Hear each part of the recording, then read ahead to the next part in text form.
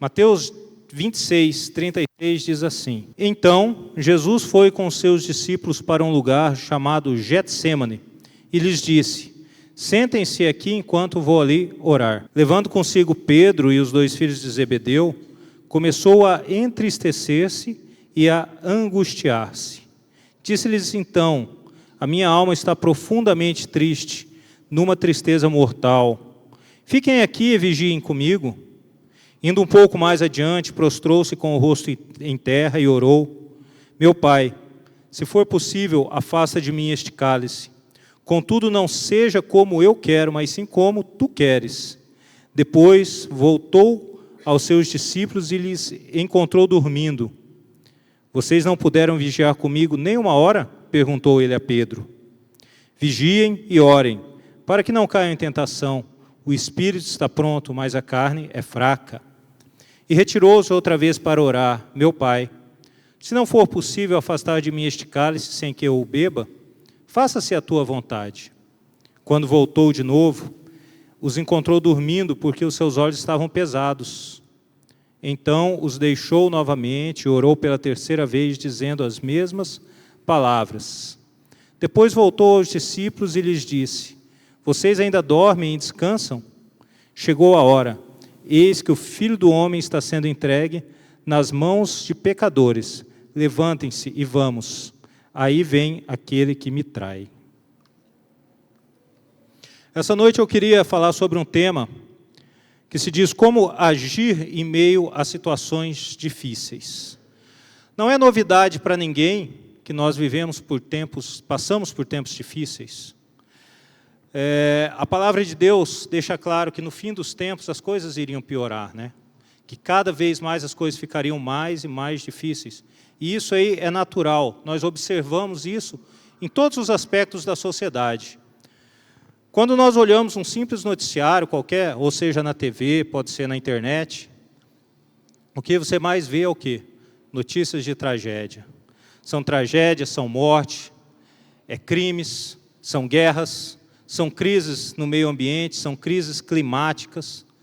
E todas essas notícias vêm nos trazer medo, vêm trazer medo de um futuro. E já faz um tempo que eu parei um pouco de ler notícias. E às vezes você pode pensar, fala, puxa, você não pode ser alienado, né?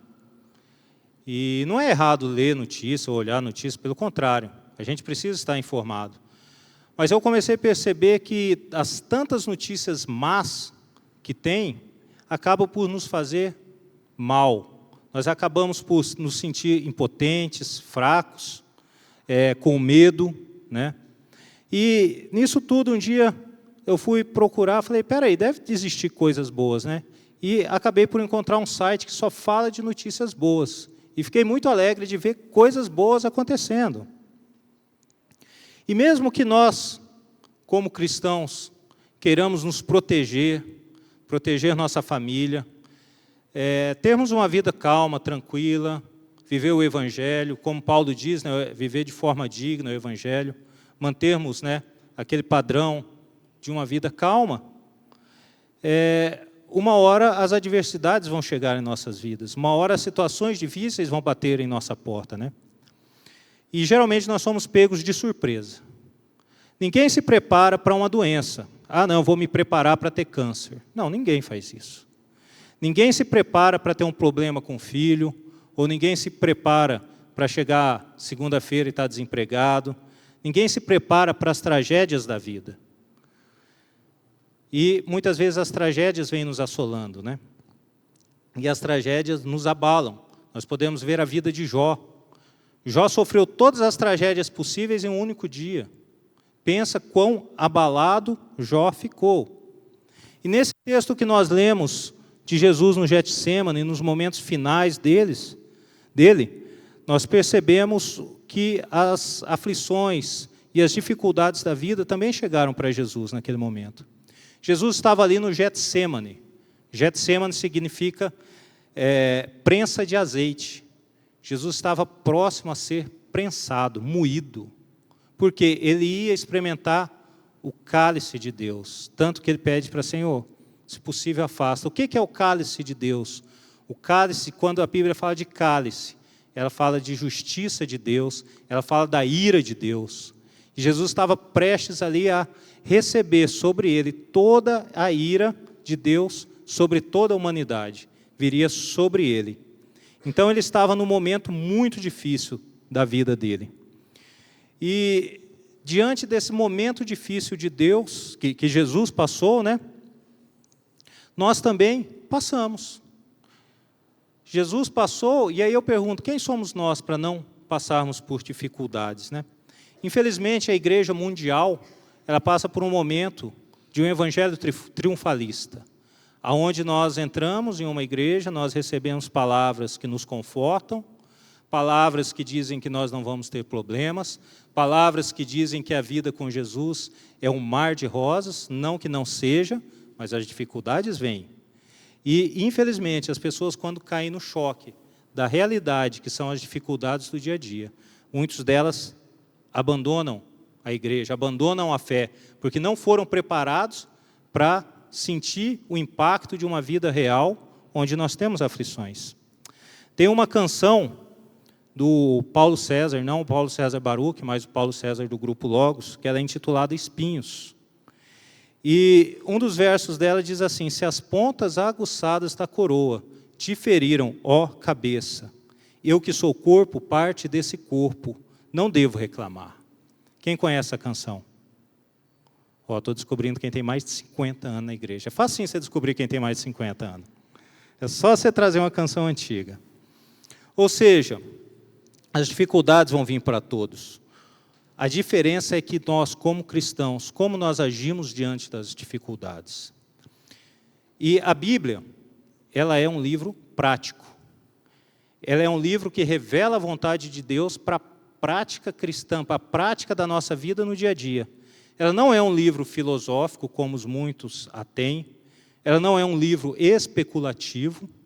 Ela não é um livro histórico, ainda que contenha histórias, mas não é um livro histórico. Ela não é um livro de bons pensamentos. Ela é um livro onde Deus revela a vontade dele para nós e nos ensina como viver. E dessa forma, como Jesus passou por tudo isso, ele nos ensina como agir em situações difíceis.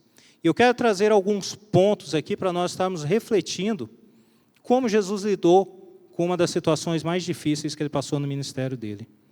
O primeiro ponto está no versículo 36, quando ele diz assim: sentem-se aqui, enquanto vou ali orar. Como agir nos momentos de dificuldade, em situações difíceis? Orando a Deus. Esse é o primeiro ponto. Muitas vezes nós temos como primeira reação nos desesperarmos. Quando vem a tragédia, imagina você no lugar de Jó. Se viesse todas essas tragédias, como você reagiria? Certamente eu me desesperaria. E é assim que nós agimos. Por quê? Porque nós somos humanos, nós somos naturais, nós temos uma mente natural. E essa mente natural nos faz pensar de forma natural. Ainda que devemos buscar a Deus, recorrer a Deus, muitas vezes o princípio, o começo dentro de uma crise, nós pensamos de forma natural. E Deus nos deu essa capacidade de raciocinar e de pensar de forma natural, a fim de resolvermos as coisas do dia a dia. O problema é que muitas vezes nós ficamos somente no natural. Nós ficamos somente com as alternativas naturais e nós nos esquecemos que nós servimos a um Deus que, primeiramente, Ele governa todas as coisas, Ele é soberano. Então, Ele governa todos, não somente os filhos dEle, mas Ele governa todo o globo, toda a humanidade. E segundo ponto, nós nos esquecemos que nós, em especial, nós somos filhos por adoção. Então, nós temos um pai. E qual que é a naturalidade de um filho? Quando ele está em problema, ele busca o pai. Quem tem filho aqui sabe. O filho busca o pai. Pai, me ajuda nisso. Pai, me ajuda naquilo. E muitas vezes nós nos esquecemos isso. Então, nós temos essa capacidade de raciocinar, de gerir problemas, mas o grande X da questão é: será que a minha forma de resolver o problema é a melhor? Será que a minha forma de resolver o problema está condizente com o querer de Deus? Será que a minha solução é melhor? Por exemplo, nós podemos racionalizar uma crise no casamento. Bom, eu venho passando por crise no casamento, não dá mais certo, eu vou o quê? Me separar. Essa é a racionalização. É isso que Deus quer? É isso que a palavra de Deus apoia? Não, não é. Então, nós devemos, em oração, buscar qual é o querer de Deus diante das situações difíceis que nos aparecem. E muitas vezes, na oração, aqueles passos que nós vamos tomando, eles vão se confirmando em oração. Porque Deus fala, não, você está certo, é por aqui mesmo. Muitas vezes, vai ser totalmente diferente o que Deus tem para aquela situação. Diante disso, o que devemos fazer? Orar. Primeiro ponto, orar. Por quê? A oração nos proporciona 3 situações. O fortalecimento, a convicção e a paz no nosso coração. Né? Diz, lançando sobre Ele toda a nossa ansiedade, porque Ele tem cuidado de nós. Quando nós lançamos em oração, nós temos paz. Por isso se faz necessária a questão da oração. E essa oração, ela pode ser insistente. Jesus mesmo nessa situação, Ele orou 3 vezes. E muitas vezes nós oramos uma vez e achamos que está bom, ou ficamos, será que eu devo ficar orando? E essa é uma resposta que é um mistério de Deus. Até quando orar? Como orar? Isso é um mistério. E isso vem de um relacionamento com Deus. Então, o ponto é esse, orar a Deus. O segundo ponto está no versículo 38, no início, quando diz, a minha alma está profundamente triste, numa tristeza mortal. Segundo ponto, diante de uma situação difícil, nós precisamos compartilhar a nossa dor. Na vida nós passamos por tantas situações difíceis, mas geralmente quando as situações difíceis é em nós ou em nossa família, nós temos a tendência de nos fecharmos, de tentarmos resolver a coisa por nós, para não expormos diante dos outros as nossas fraquezas, os nossos fracassos, as nossas vergonhas, a nossa natureza carnal, a nossa imperfeição, que tanto hoje em dia as pessoas querem esconder. Nós somos imperfeitos, nós não somos perfeitos. E quando essa dificuldade atinge a nós, diretamente, ou a nossa família, nós temos a tendência de esconder. E Jesus, nesse momento, ele vai para os seus discípulos, ele abre o coração dele. Agora pensa comigo, Deus que estava capacitando aqueles 11 homens para levar adiante a mensagem de evangelho que chegou chegou hoje para nós. Ele, como Deus, ele se abria e falava, olha, eu estou passando por uma tristeza. Como você olharia e fala, poxa, mas ele é Deus. Como que ele pode passar por uma tristeza? Né? Mas aqui ele nos ensina a abrir o nosso coração. Mesmo ele sentindo angústia e dor, mesmo ele sabendo que aqueles homens iriam abandoná-lo. Poucos instantes depois, Pedro estava negando Jesus. Ele foi lá e ele abriu o coração. E isso me leva a perguntar, como nós, meros humanos, queremos passar pelas tormentas da vida sozinho? Como nós queremos ter êxito nas batalhas diárias sozinhos? Paulo, na sua carta aos Gálatas, ele orienta os cristãos a levarem as cargas uns dos outros. E na carta ao Tiago, a orientação dele é confessar os pecados uns aos outros para sermos curados. E isso é muito importante. Essa é a questão da comunhão dentro de uma igreja, é importante. O corpo de Cristo tem essa finalidade de caminhar junto em empatia, um levando a carga do outro. Se não fosse assim, para que a igreja? Se não é para nós caminharmos juntos, para que a igreja? Cada um seguiria a sua vida cristã independente. Mas não, Jesus, Deus planejou a igreja para caminharmos juntos. E aí nós temos 2 situações. A primeira é quando eu preciso compartilhar a minha dor com alguém. Para mim fazer isso, eu preciso passar por algumas barreiras. A barreira do orgulho, a barreira da arrogância, a barreira da desconfiança, a barreira de um ambiente seguro. Eu preciso quebrar tudo isso para poder chegar em alguém e falar, olha, a minha dor é essa. Eu estou lendo um livro, e nesse livro conta a história real de um seminário nos Estados Unidos, e dentro desse seminário, um seminário muito importante lá, existe uma cultura de honra do primeiro, quem está no primeiro ano honra quem está no segundo honra quem está no terceiro. Eles veem as pessoas e se inspiram nelas.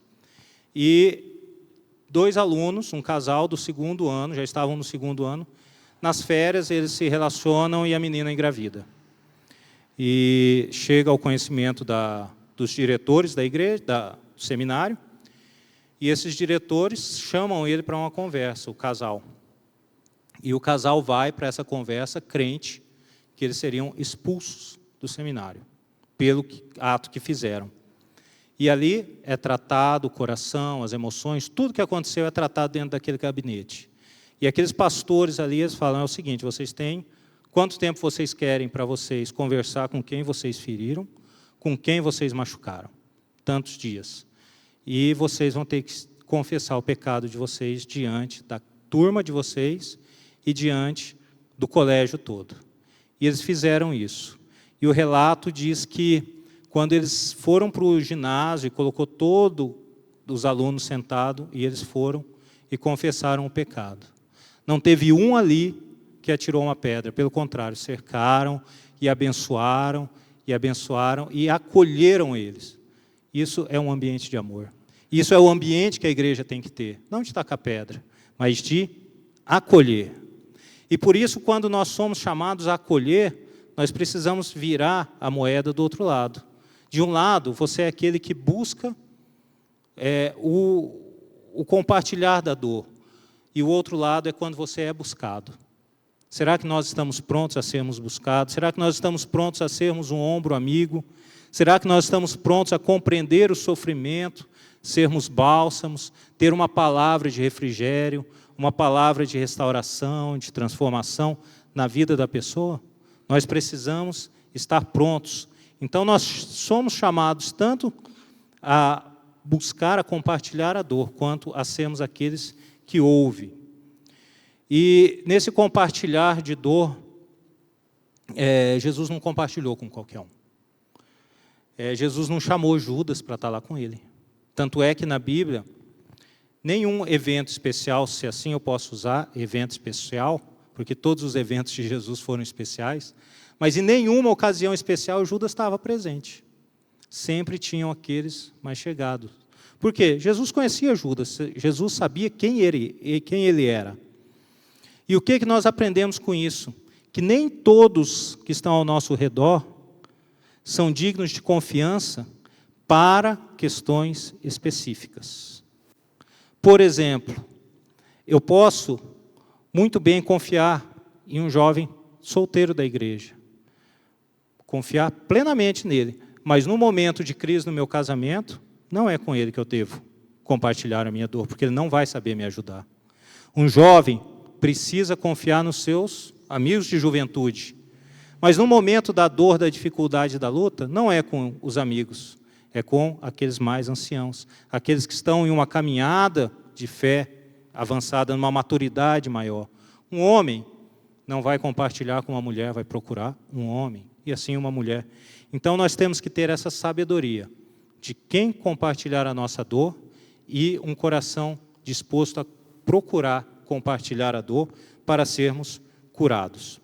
Terceiro ponto, versículo 38 diz no verso B: fiquem aqui e vigiem comigo. Terceiro ponto diz respeito a termos amigos de oração. Nós precisamos ter pessoas ao nosso lado na nossa caminhada de fé em oração. E é interessante que nós vamos ter na nossa caminhada 2 tipos de pessoas. Aquelas em quem você vai chegar e abrir, e rasgar. Por quê? Você confia. Fulano, aconteceu isso. Essa pessoa é digna de confiança, no sentido mais profundo. Mas você também precisa ter pessoas ao seu lado que tenham a maturidade de entender: olha, Lena, eu estou precisando, ora por mim. Eu estou com problema lá no meu trabalho, ora por mim. Fechou, é só isso, ora por mim. Ela não precisa saber o porquê, não precisa se aprofundar, mas ela vai orar por mim. E tem outras pessoas que nós nos aprofundamos.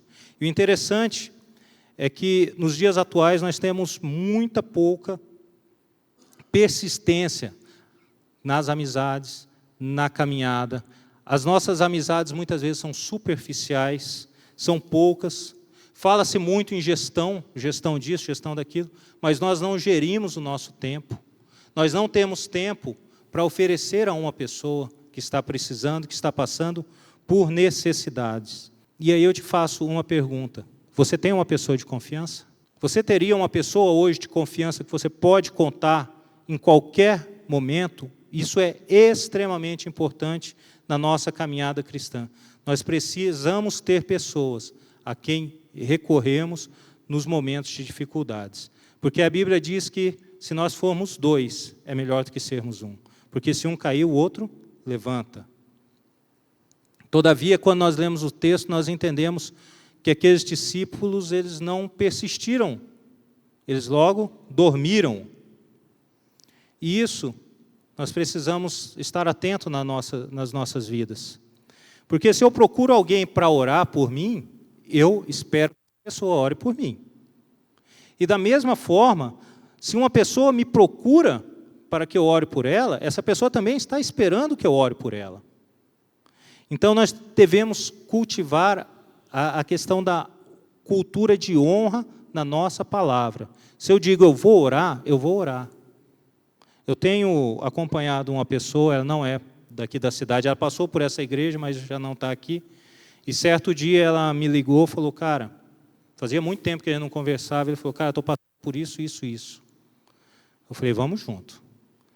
E a gente está nessa caminhada já faz aí uns 2 meses juntos. E não é todos os dias que a gente conversa, mas eu falo para ele, cara, quando a gente conversa, eu falo, cara, eu estou orando por você. Não esqueci de você. Ou seja, eu empenhei minha palavra com ele e eu falei para ele, nós vamos até o fim.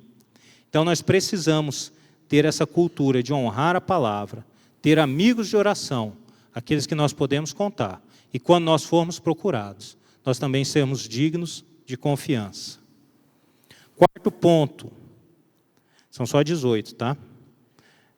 Versículo 39, diz assim, meu Pai, se for possível, afasta de mim este cálice.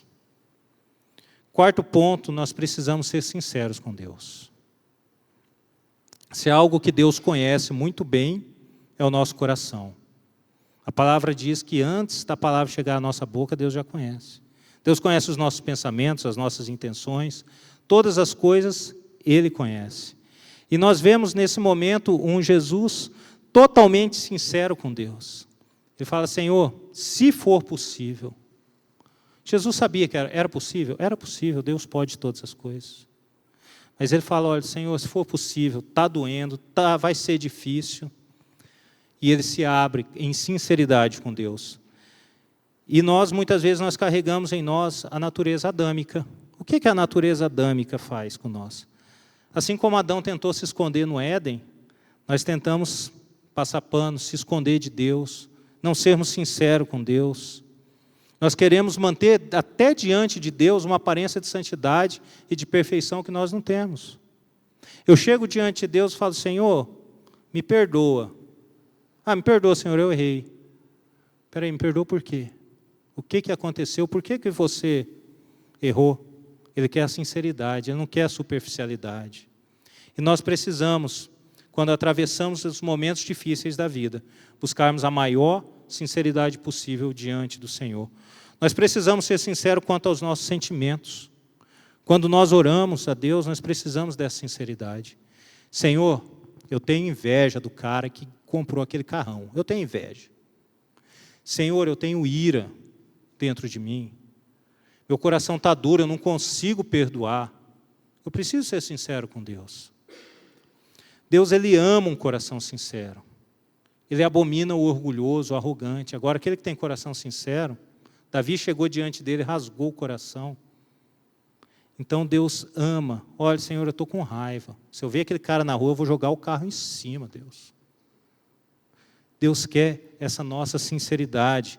Ele quer a nossa sinceridade quando nós fazemos o mal para os outros. Ele quer que nós reconhecemos. Não é, Senhor, me perdoa pelo que eu fiz por Martim. Não. Senhor, eu fiz tal mal por Martim. E eu quis fazer aquele mal. Eu reconheço que eu fiz aquele mal. Deus quer a sinceridade. Quando nós somos fracos, nós precisamos reconhecer a nossa fraqueza. Paulo orou 3 vezes pela mesma situação.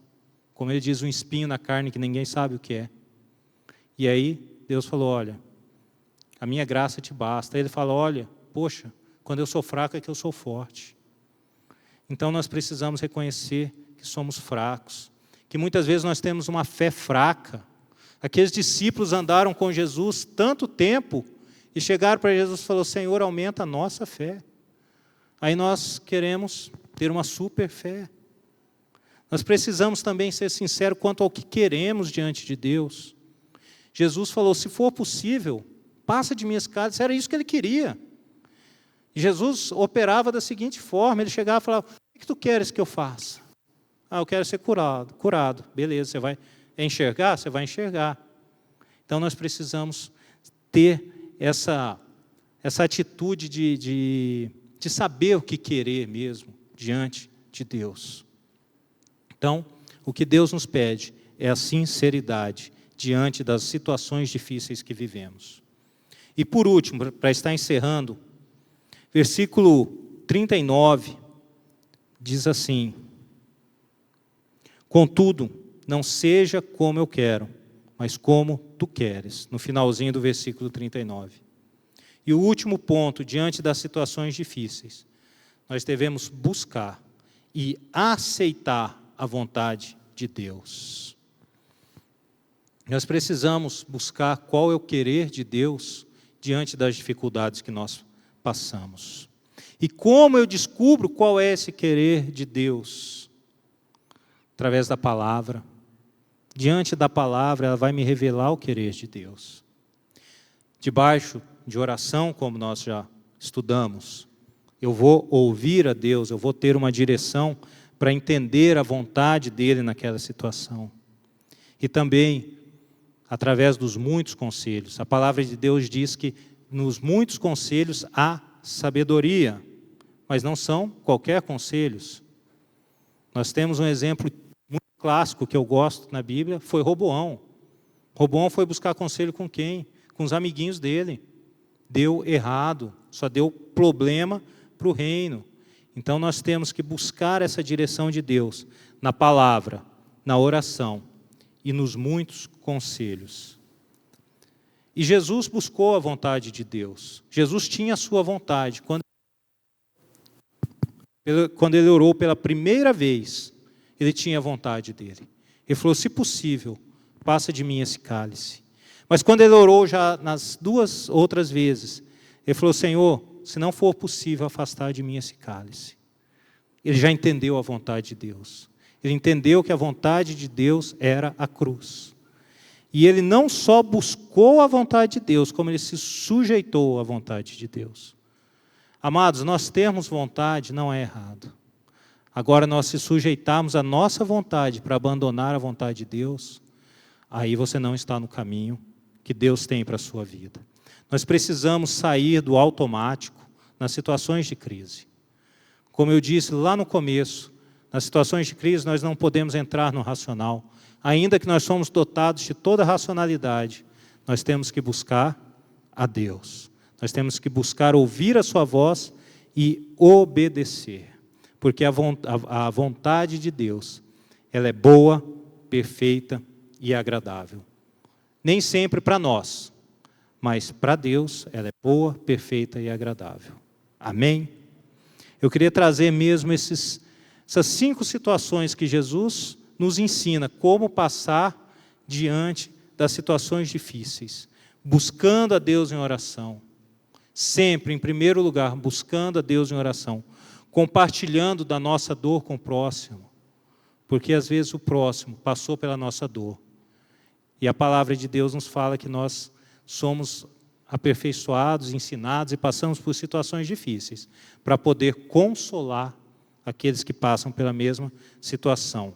Nós precisamos ter amigos de oração. Nós precisamos ser sinceros. E por último, nós precisamos buscar e conhecer a vontade de Deus e obedecê-la, colocando em prática o seu querer. Amém?